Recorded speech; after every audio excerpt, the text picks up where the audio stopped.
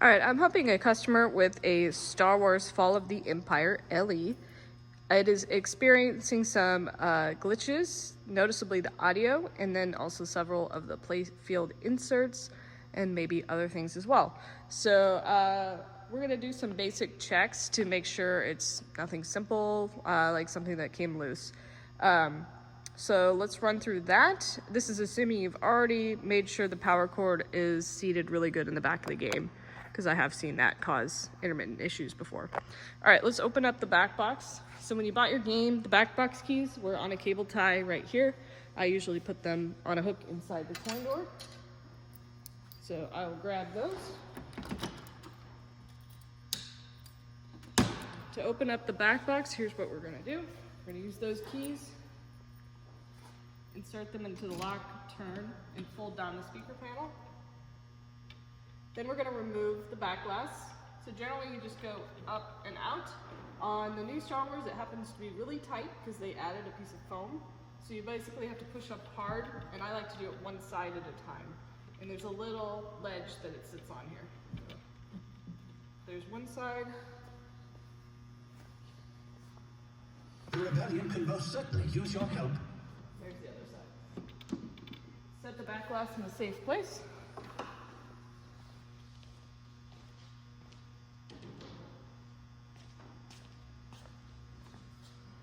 All right, we're gonna look in the back box. Of course, this is the new Spike 3 system. There is a handy dandy guide for what the connectors do. So if you're troubleshooting, that could be helpful sometimes.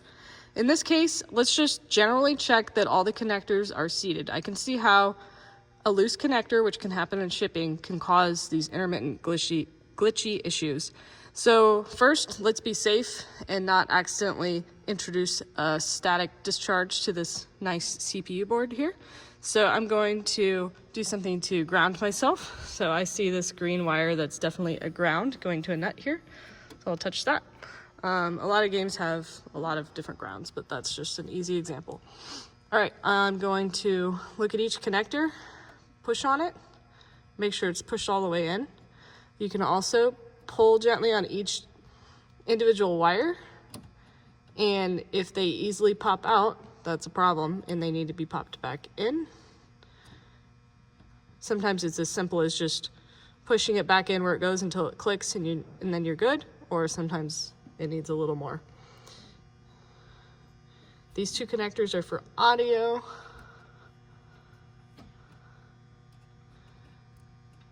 All right. Once you're fairly certain all the connectors are seated and nothing looks awry, let's look at another thing.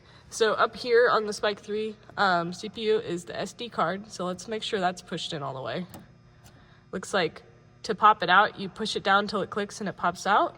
And then you push it down until it clicks and it'll pop back in. So might be a good idea to just reseat it like I just did. All right, one more thing. We're gonna check some status lights. And I'll also be able to show you what normal behavior is when the game is booting up.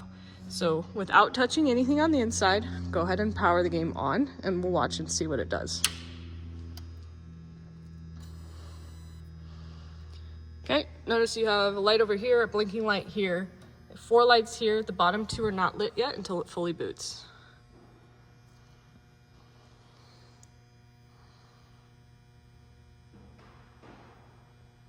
We're waiting for it to fully boot up. All right. Did you see how the bottom 2 lights VA came on, which is voltage audio, then VNB, which is voltage node board, and then these bright lights that light up the artwork on the back glass came on. Looks like this light went out, and then this is still blinking. So that's normal behavior. And if yours is doing something different, that could be a clue for us. You also notice when it fully booted, you'll see a quick jolt of light go through the playfield. That's it checking all the node boards. And if all the node boards are good, it'll continue booting normally. So this is what it's like when it's fully booted and in attract mode.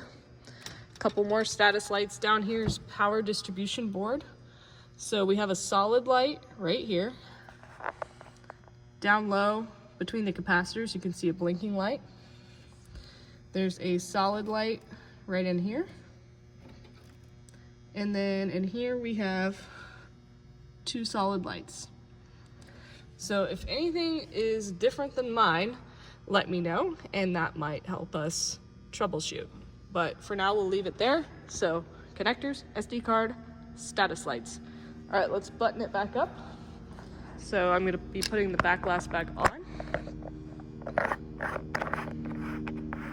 Let's go ahead and power the game off just in case. It's always good to, out of an abundance of caution, if you might be touching something on the inside.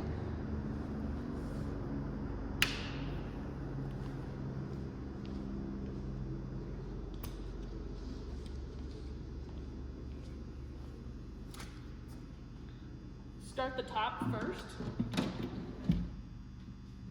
and then get the bottom, so each side is behind this little metal ledge here.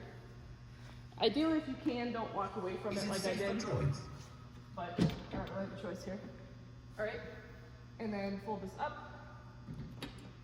lock it, and you're all done.